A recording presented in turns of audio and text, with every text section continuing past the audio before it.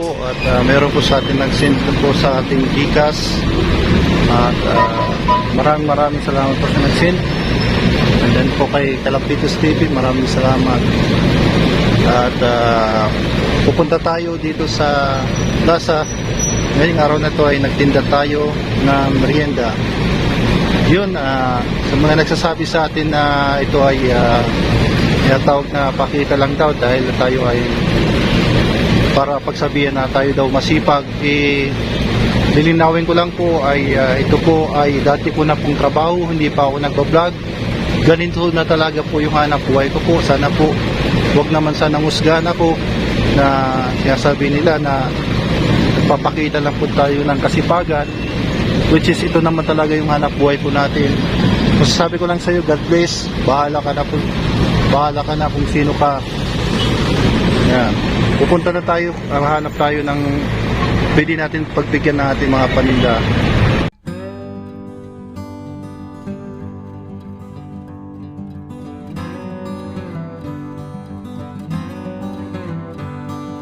Ito natin yung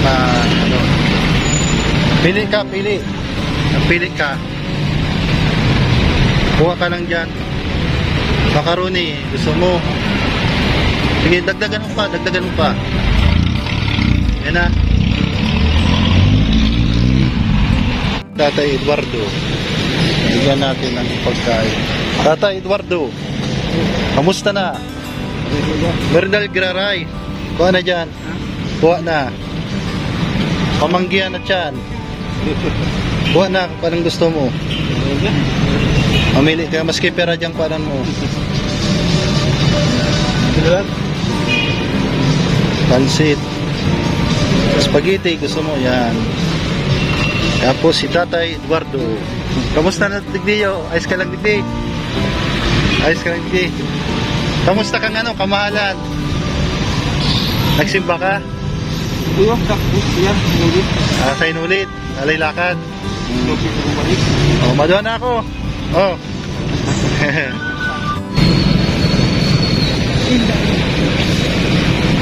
Ayan, pamigay natin pansit. Salamat po. Ayan, iwan na lang po natin dito. Nasira ang natin, munting basket. At bibili na lang tayo ng bagong basket. Ayan po yung ginagamit nating basket. Sa ngayon po, temporary muna itong ginagamit po natin.